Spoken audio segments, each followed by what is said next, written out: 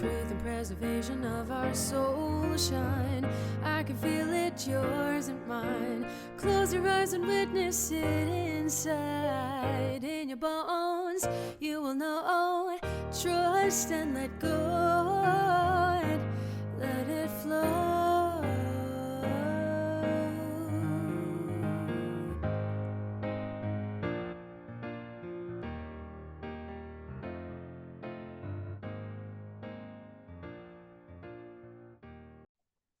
Welcome to another episode of All Things in the Name of Love. And today I have with me Dr. Amy Albright, who, among other things, because I already know you're a multidimensional being filled with light, you're an expert and trailblazer in human potential, bridging business strategy, neuroscience, health, and spirituality. By integrating cognitive, emotional, physical, and spiritual intelligence, you bring a revolutionary approach to human evolution. Thank you, thank you, thank you. And you're the CEO and co-founder of Holon, and you've partnered with Dr. Drew Pearson to create these really awesome, groundbreaking programs with neurofeedback. And I'm giddy to have this conversation. Well, awesome. Thanks for having me. Oh, you're so welcome. So I'm going to start out by asking, tell me a little bit about your journey so I can help my listeners learn more about you. Yeah, I mean, it's kind of like a wild road of how I got to be standing where I am. You know, when they gave me the what do you want to do when you grow up career survey when I was in high school, it came up that I should maybe be a park ranger. And I was like, yeah, I That mean, would be kind of cool, but I definitely was into being in the outdoors, and I still am. I hike, I live in nature. I live up in Northern California now today, but I would say that it's, if anything, it I can understand when people struggle to get what it is that I do or how it is that I got here, because there's a lot to the picture. But basically, I was raised kind of in a non-religious environment. I was taken to church for a brief period of time, and they told me all the babies were going to go to hell because they weren't baptized. And I was like, yeah, I'm out of here. Like, you guys are insane. There's yeah. 350 in this room, and I'm out. Like, that is not, Yeah. I was, 13 or something, and I just knew that was not okay. So I basically was, I would say, an atheist. And then I had a really profound spiritual awakening experience when I was 18. And no, it didn't have anything to do with psychedelics. And no, I wasn't looking for it. How Mm-hmm. could I be if I was an atheist, Right, right? right, I right, didn't even believe that any of that existed. right. But I had been studying neurosciences at UC Irvine, which is a really strong school for that. Mm-hmm. And really believing that if we understood neurochemistry, we could understand the human experience.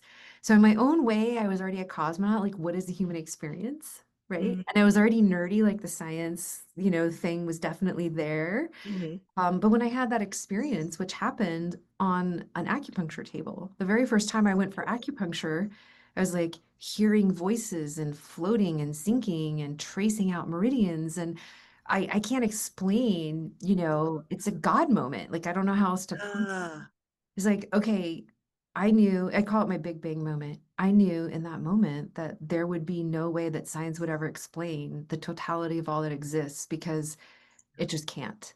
Right. yeah. And it's hard. It's like the birth of a baby, or like these moments that you can't predict how powerful it could be, and it just kind of hits you. So it was like that. And it changed the course of my life. You know, so Yes. instead of being an atheist, I'm like, well, I don't know what I believe anymore. And so everything it had to come through my semi still skeptical lens, right? Mhm. But I knew that I didn't know. So that was really great. Right. It's good to be that humble when you're 18. Not many Yeah. 18-year-olds know that they don't know. And I don't know that I Right. have that everywhere, but at least with this, I was like, wow. So then I started to study anthropology, and specifically indigenous North American, Central American, and South American ways of healing, rites of passage, and kind Mm, of what happened with colonization, like as a general whole, yeah. and the decimation of the understanding of the interconnectedness and the sacred. Yeah. Yeah. So, not very many people studied shamanism academically, but I did. And it's like, how did I end up in that class? I don't know. This is back when you did telephone registration for classes. Like, it was open, thank God. And Uh, but it was meant to be. I know that. And when I look back at kind of those early beginnings, it's basically those those two threads have been woven through, like this deep quest for Mm, knowledge.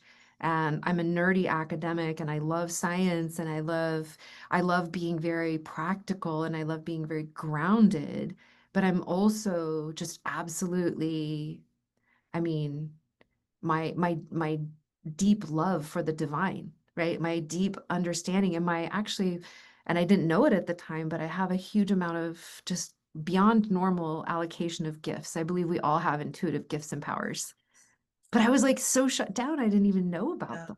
So, the weaving of those threads and themes and then picking up along the way, when I got into I had a sorry, I'll just go on a little more. Fine. There's a spiritual moment that also happened when I was almost done with college. So I had basically been studying to be in my undergrad to be a researching professor. So I designed research studies, I implemented research studies, I studied research studies, you know what I mean? Like I just was um, really in all of that.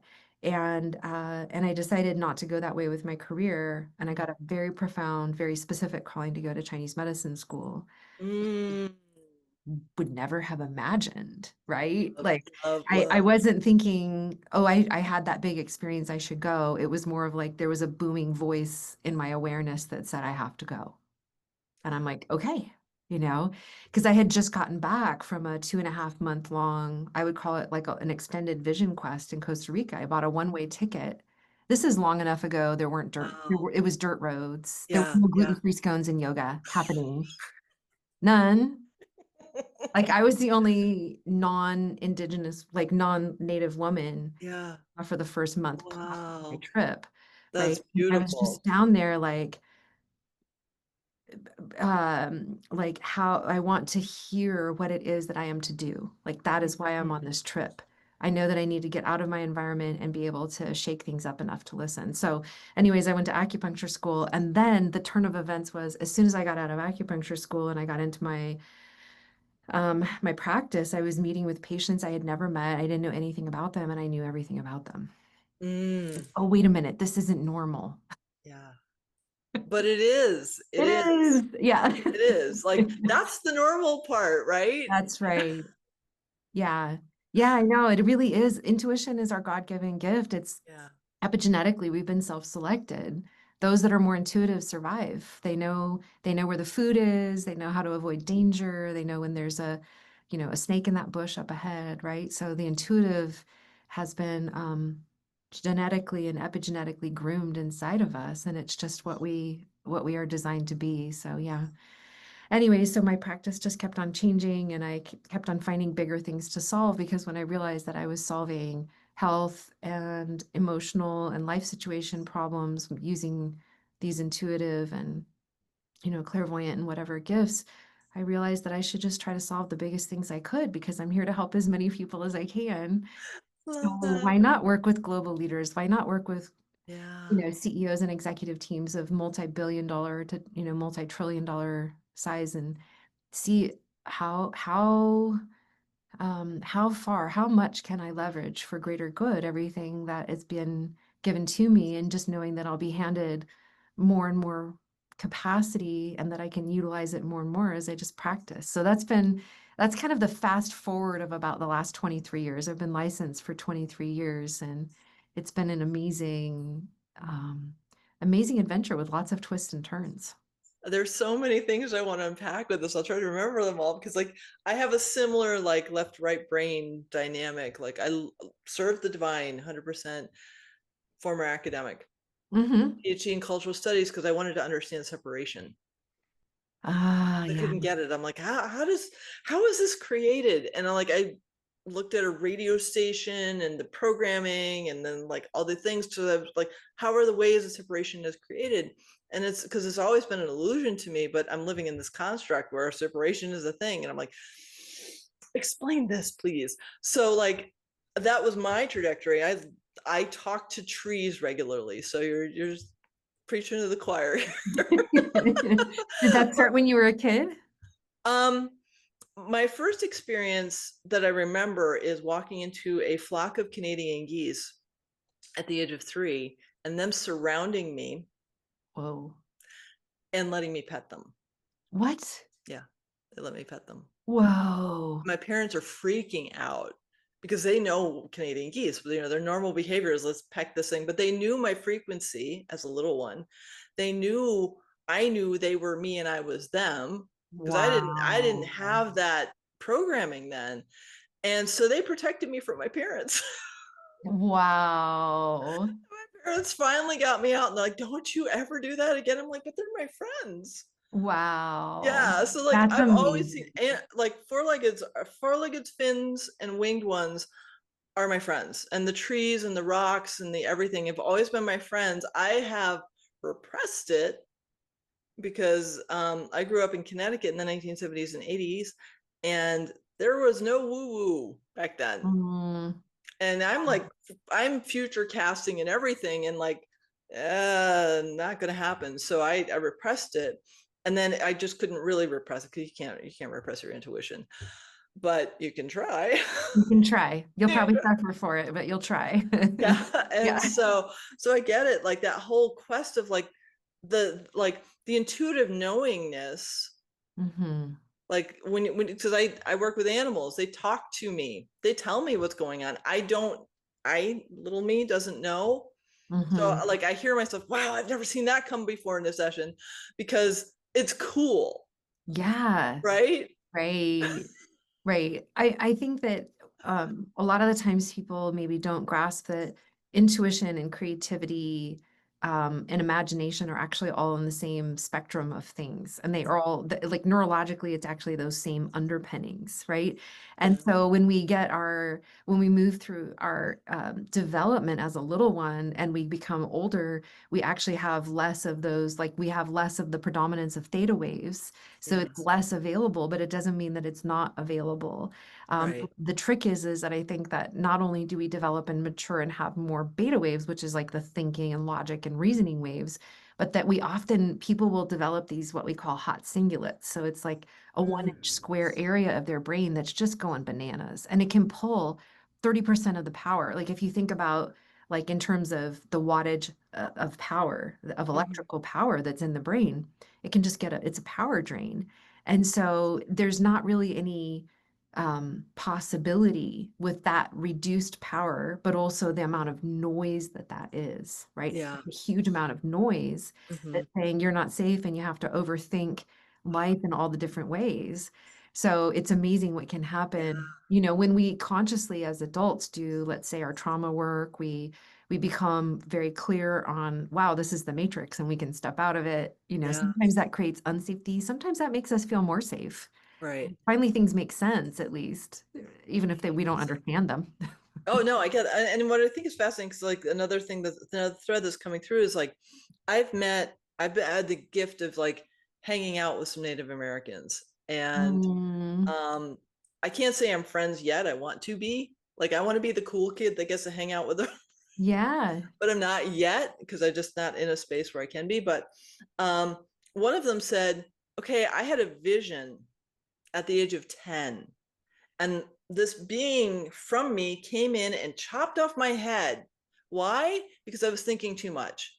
And that part of Wow. me didn't want me thinking anymore. I didn't just experience. And I met another one who was so in his heart that he could replicate the sound of a raven with Mm, his voice. mm, And so there's wow. something about that, a different culture where the mind isn't as emphasized, and the creativity and the intuition is more what we are, right? That Yeah. natural state of being that we've been programmed out of. um it's fascinating to see how open they are. Yeah, absolutely. And it is, it's so woven in, it's woven into every aspect of their lives. Like there wasn't any one part of the animal that they didn't use. If they did a kill, there was always a prayer. They would offer a prayer to the plant before they pick the plant, right? There's those things. Yeah. But even just thinking about and feeling into the human capacity. So when the US Army enlisted by force a large number of indigenous folks that had been, you know, been on US land, what was then US land, they required that they cut their hair. And this is an atrocity because the hair and this wasn't just one Indian nation or one Indian tribe, it was universal. It's like the hair is actually our spiritual antenna. And if you cut our hair, you're cutting our capacity to hear, right? So Yeah. this isn't a fashion statement. Right. We're talking about part of my energy anatomy, part of my Yeah. connection to God and the all that is. And so it's incredible the difference that we have in our culture, as compared to that, where, we've really been brought up in this materialist, like things are only real if we can touch them or we can measure them with science, Hmm. or the separatist, right? Like that invisible lens that you were describing, Yeah. where it's like everything is mine or theirs, and I'm going to win or lose. Like all of that dualism Yeah. essentially can only take root if we're inside of separatism, Hmm. right? Yeah. Um, so being able to just recognize that we have come so far away from that, and how do we bring that back in such a way where, I definitely think capitalism needs a revamp. I definitely think that corporate reality needs a huge revamp. I think that so much of this is happening right now with all of this massive change. And I also think it's kind of terrifying to watch everything get ripped down simultaneously. If I can stay in the expansion of it, it's exciting. Yeah. But it's definitely time for us to re-envision what it is to be human and re-envision what it is that we want here on Earth, Yeah. because we have a huge responsibility not only for humans but for all the species and for Oh how yeah. the course of Yeah. everything is going here. So Yeah. what a I phenomenal time. I feel that I had a couple of weeks ago, and I was in Ashland, Oregon. Now I'm in Bend, Oregon, because I house it as part of my grid work. It's a whole thing. Anyways, the trees in Ashland showed me where to find their hearts. Mm. So they told the trees in Bend, which is 3.5 hours away, that I know how to do this. So the trees in Oh, Bend are showing me their hearts now, and I'm like, okay, this, because they're all interconnected, right? They've got the mycelium, it's a network. I used to think that I was carrying the energy from one tree to another. In some cases, yes, but that energy is transmuted through me. So it's me with tree going to another tree and bringing that energy. yeah. They,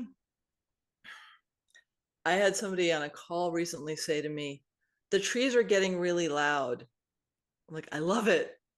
And they're really mad. I'm like, well, then just love them, hold space for them, tell them how much you appreciate them. Like every time I go for a walk, I just touch them to let them know how grateful I am that I have oxygen, how grateful I am that I have Mhm. shade. Mhm. Um, it's not a big deal to do that because they're doing it anyways, but they appreciate the acknowledgement. Yeah, don't we all like being told thank you? I mean, Yeah. it's pretty simple.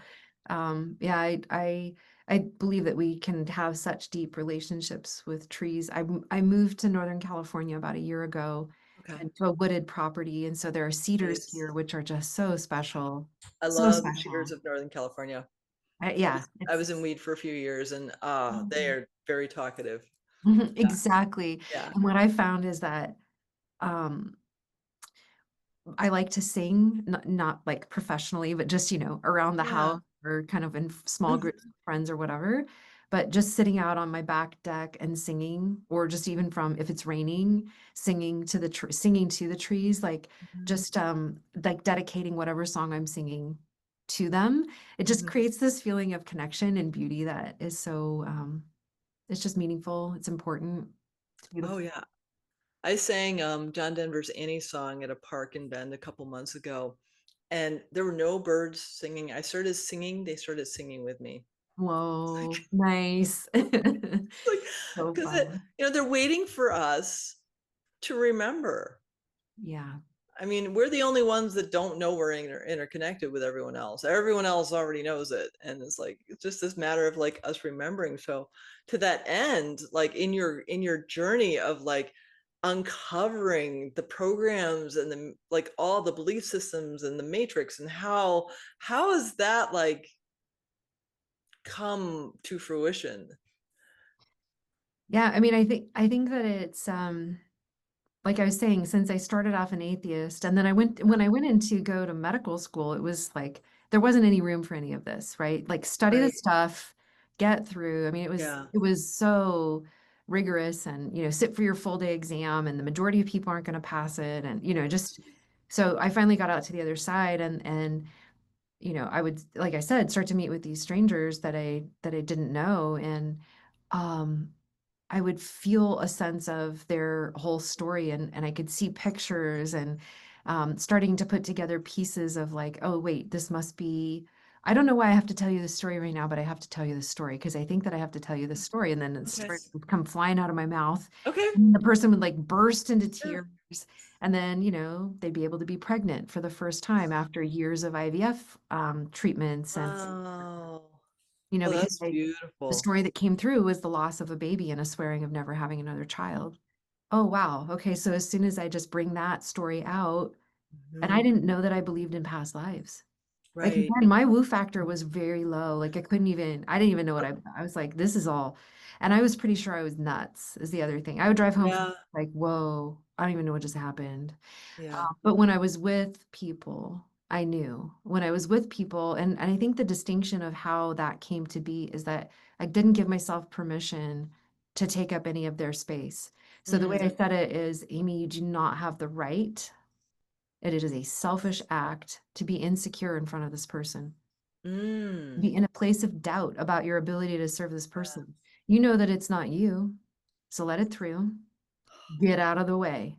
And I could if I had one like pang of doubt or one thought that would roll through my mind, it was like, shh, silence, none of that. Yeah. And so I just kept on finding what was there, right? What's Mhm. actually here in this moment. Yeah. And making meaning the best ways that I know how about all of it, but also not Yeah. getting too hung up on meaning, right? Like what I'm looking for at the end of the day are results, Mhm. right? So if I can get somebody's health predicament that they've had all kinds of fancy disease labels or they've felt so entrapped by for however long to Mhm. resolve, then as long as I'm inside of do no harm and as long as I feel extremely grounded, Yeah. right? And I'm watching people benefit, then I'm just going to continue to do what sounds like crazy things, right? Or what looks like it doesn't make sense. Oh, I Great. get it. I get Because it.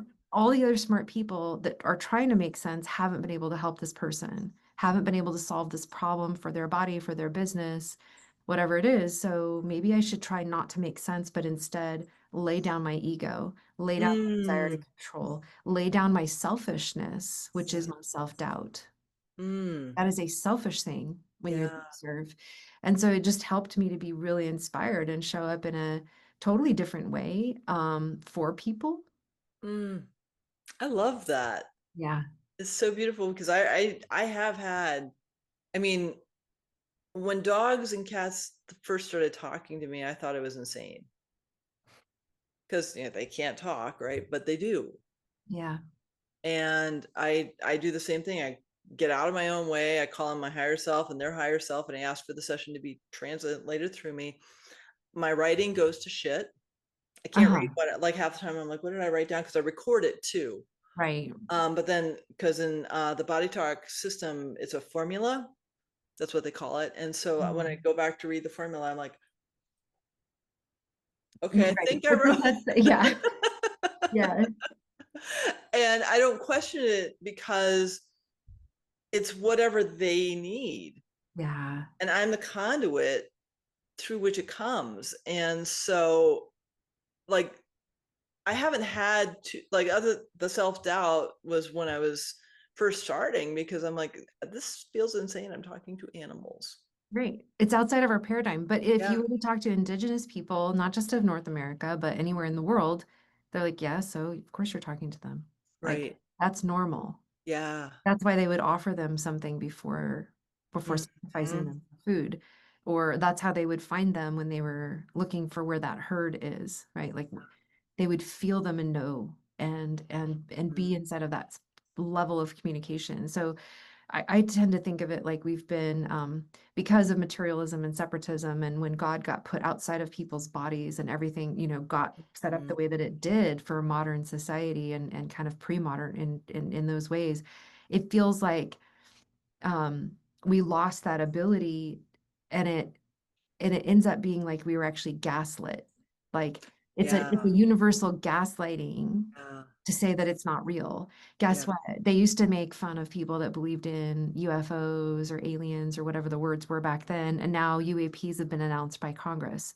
Right. Um, most of what we think is most of what we think is incorrect like that, especially if there's been a big government campaign against it or there's a lot of poo-pooing of it. The Yeah. government's actually researching it, or there are a lot of powers that be that basically just don't want that to really be there. So Right.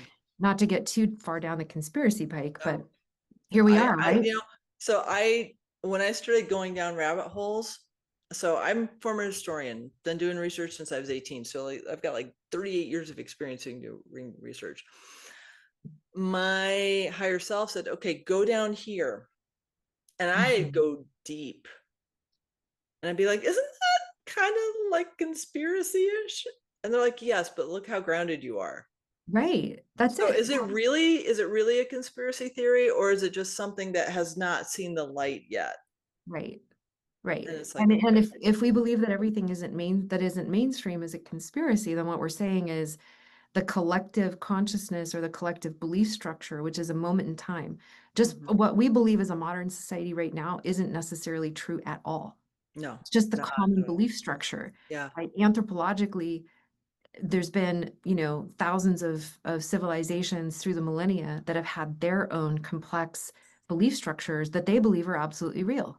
right. So if we know that we're living inside of the human limitation of capacity, right, Mhm. and we know that it's going to be proven again that we don't know what we're talking about on many things. Right, right. We're in the infancy still with science, and obviously I love science, right? Yeah, I geek out on it, right? I've said that, yeah, but I know that we haven't studied and we have big holes in our reality. A lot of the people who are at the cutting edge of science are actually like, wow, if they're really honest with themselves, they're like, wow, the more that we know, the more we don't know.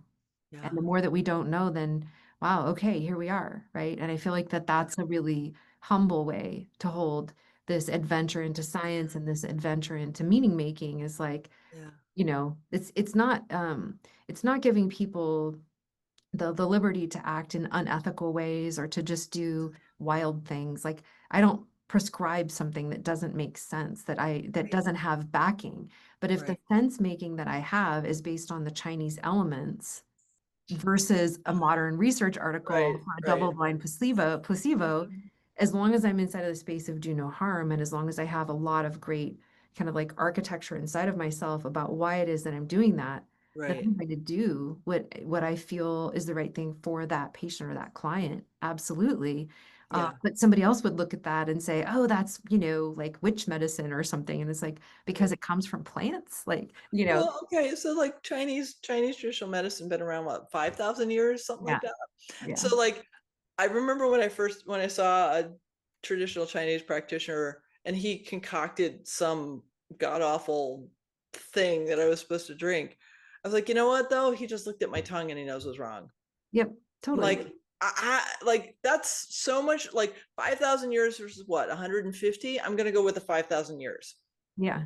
Well, I can tell you that sometimes people can have all the, high-end blood chemistry and all the imaging and everything done, and they still have an inconclusive diagnosis, or the Yeah. diagnosis they have doesn't have a treatment, or whatever the Right. story is.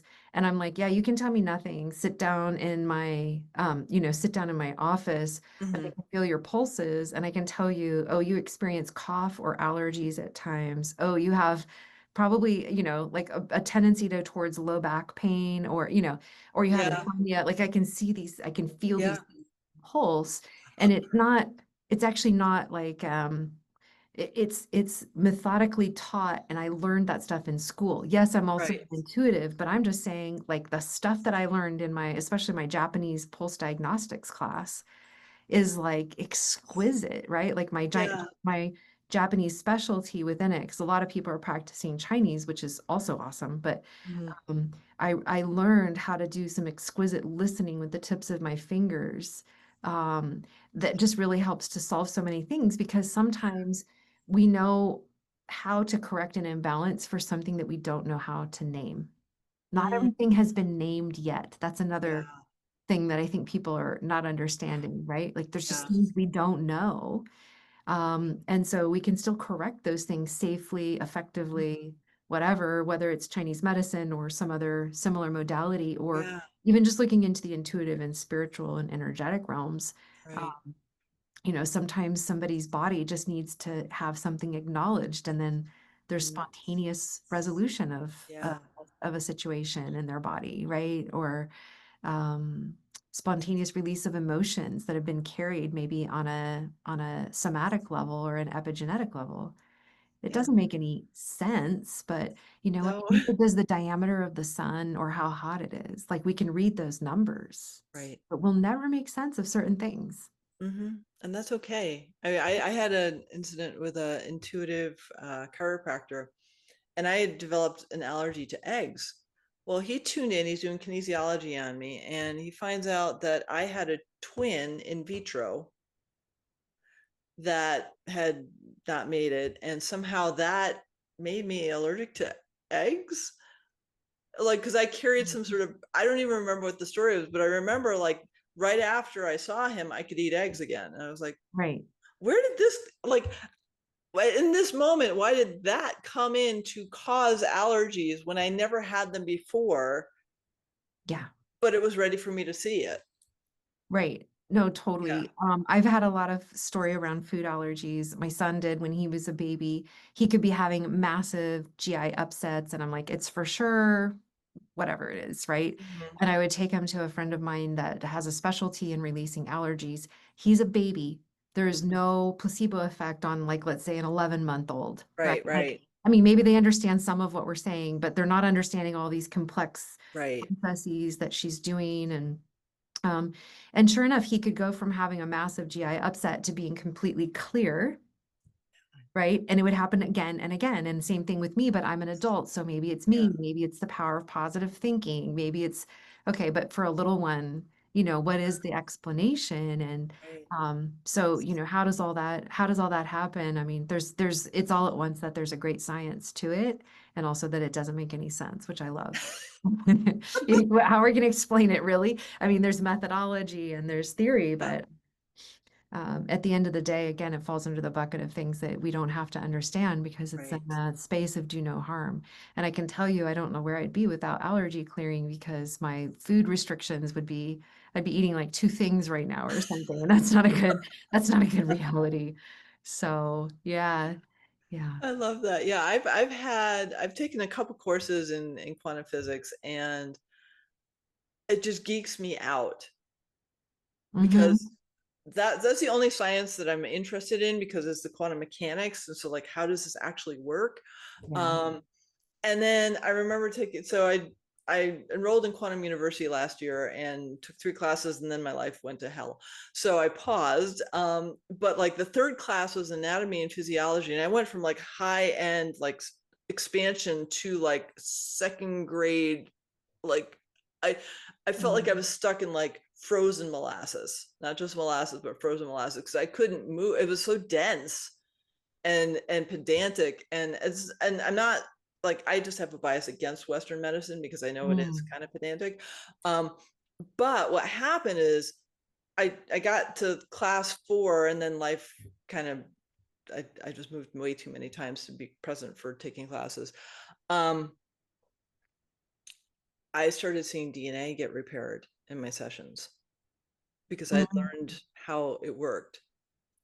So like whatever I learned gets applied in my sessions, and I'm like, this is cool. Right. Because like I don't need to I mean, I believe whatever comes through, and I don't have to like convince myself of that. But like the fact that I activated a memory of, oh, I can do that too. I haven't figured out internal bleeding yet, but like I'm good with it's just fascinating because like when we allow ourselves to open up to possibilities, it is Well, magic. that's it. Yeah. That's it. Opening up to possibilities and really realizing that our bodies and our beings, our souls are miracles, right? Yeah.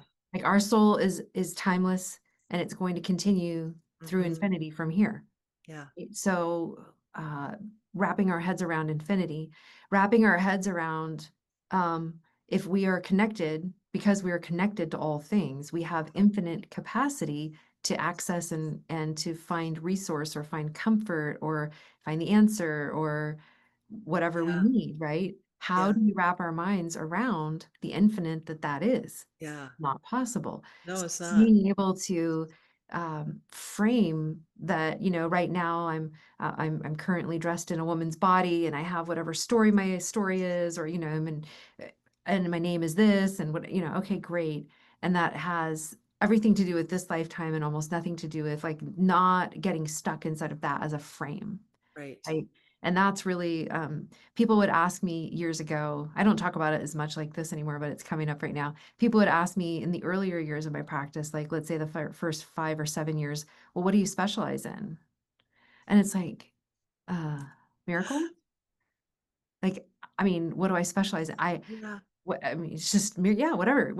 I specialize in the ability to set aside judgment. This was me in my, again, 5 years in, and it's not different now. It's Oh, just not the yeah. answer I give now. It is the Yeah. same thing though. Hmm. My ability to set aside judgment, but yet use all of the rational framework. So I'm Mm. still practicing as people's primary care provider, but I'm not limiting myself to what I learned in the anatomy and physiology books. Although I can quote all of those muscles and I understand how everything works because I actually Yeah. did an orthopedic specialty Mm. along with all the other things that I've Yeah. studied along the way.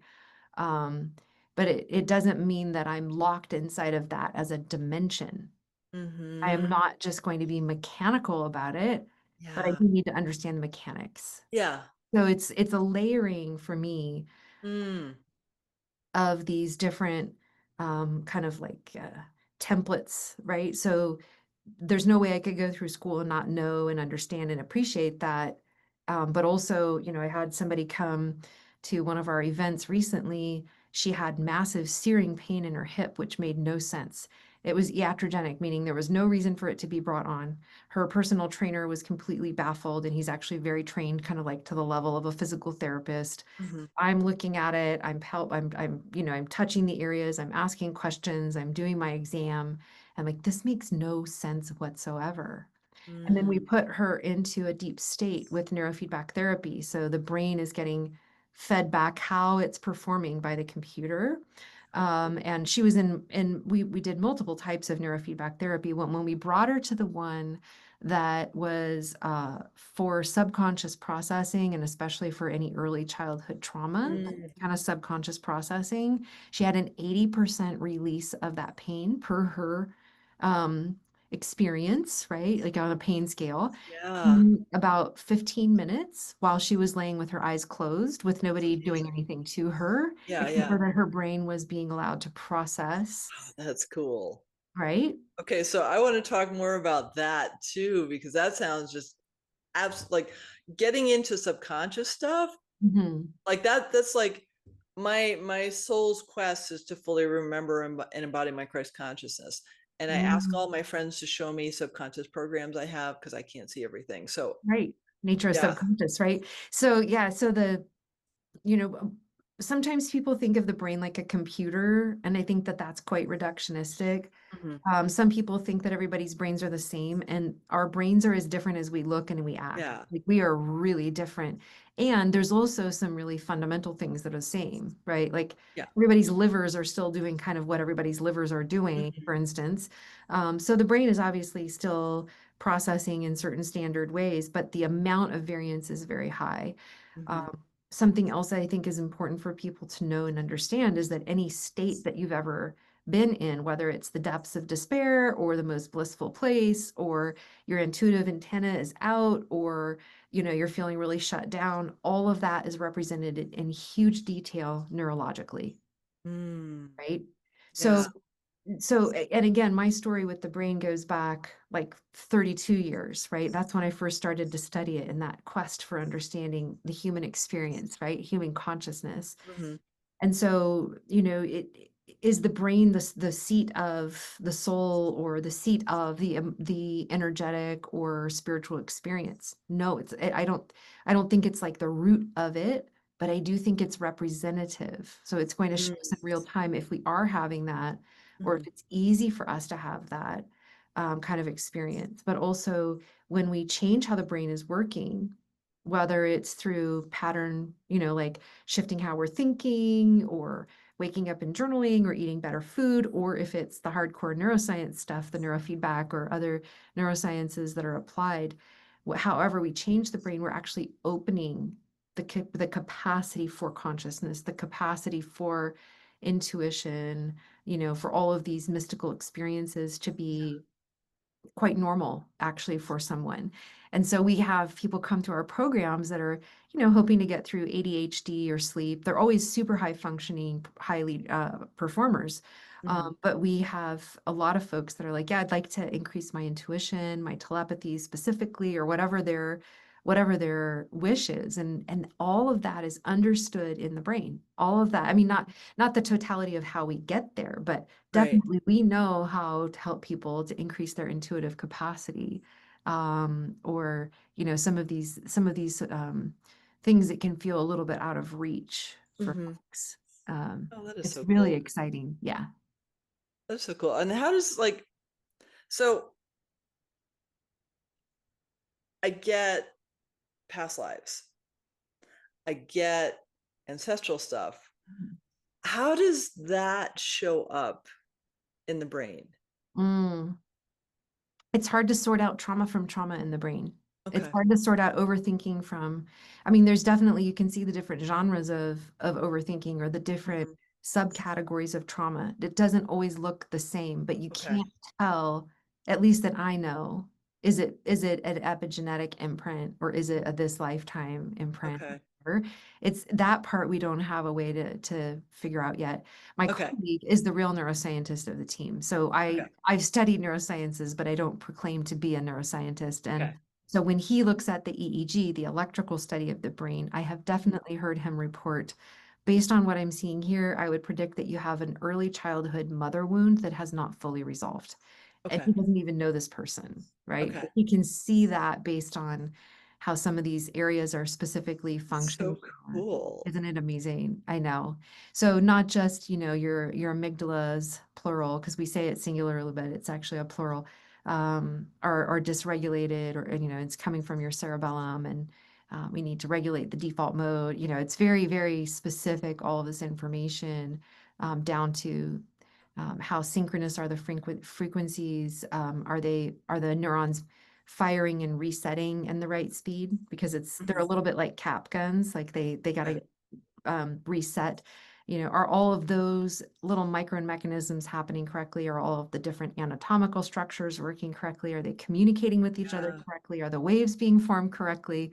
It's layer after layer of all of this information that puts together the picture of what we understand about that person, without even having, in his case, he doesn't even have to meet them, and he can tell them exactly how they're feeling with a huge amount of specificity. And then That's it's so almost like cool. they're adding in the color.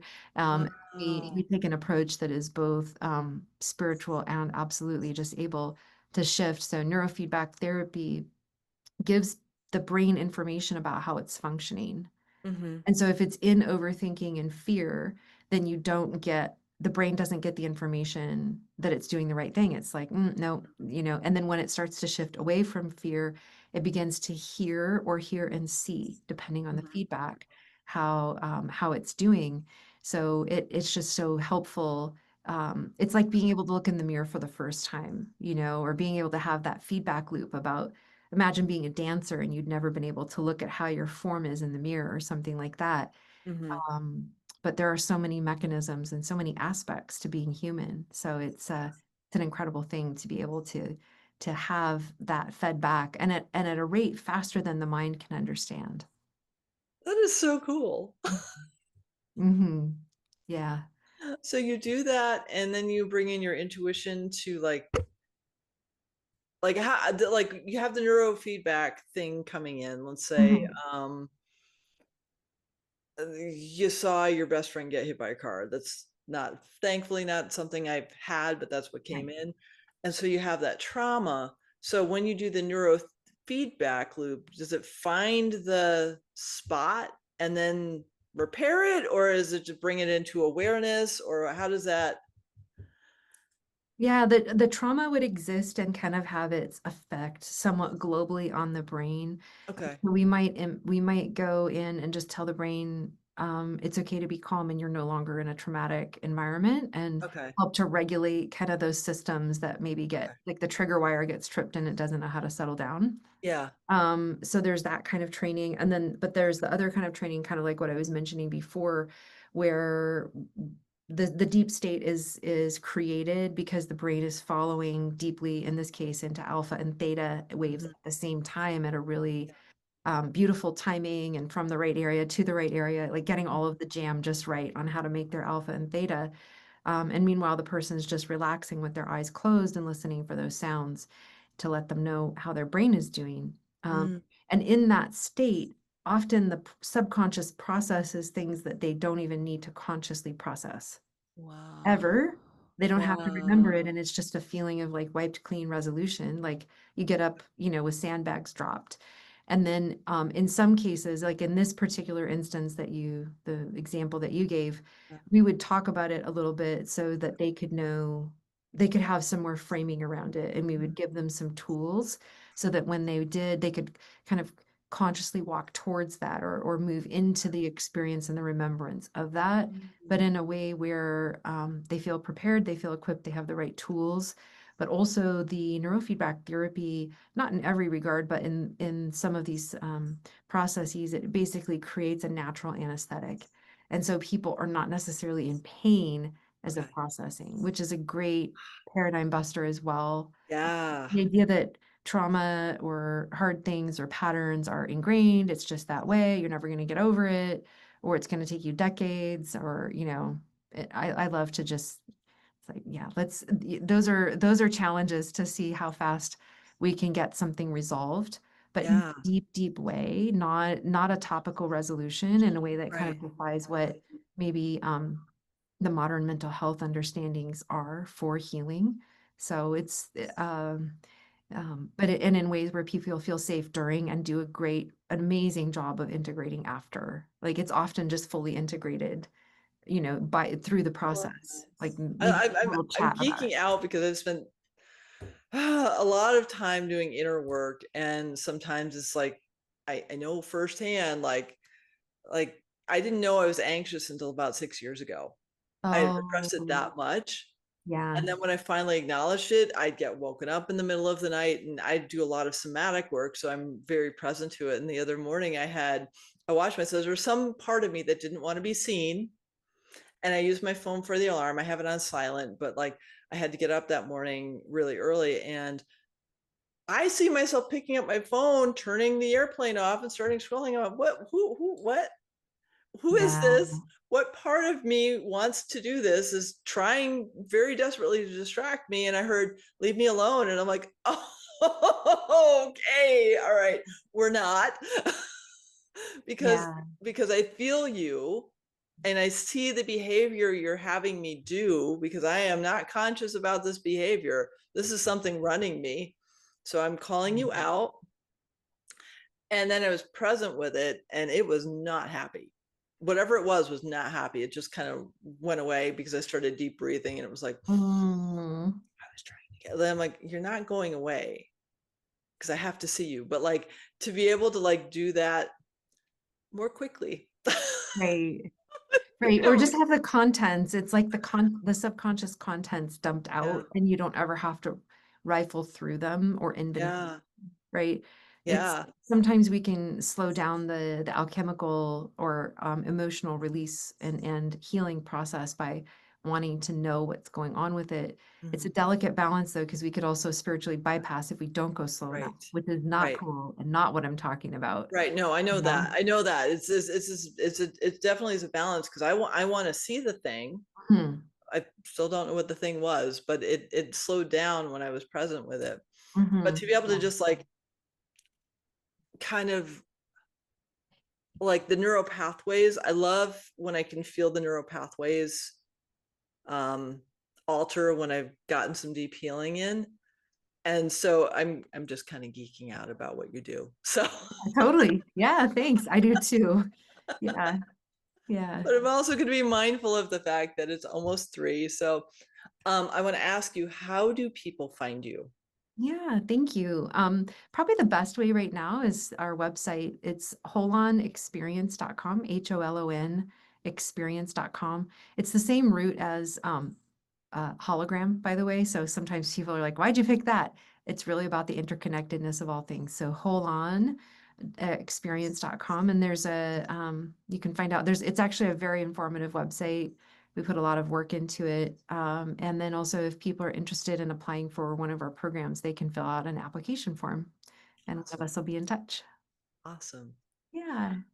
Well, my darling, I am so very grateful for the opportunity to have this conversation with you, for the light you share in the world, for your beingness and all that you show up with. And I'm just tickled to know you're on the planet with me. Oh, thank you. Thank you. I appreciate that. Thanks for all the great work you are doing as well, Thank you. supporting those animals. So Oh, important. it's my greatest joy. Mm. Thank you.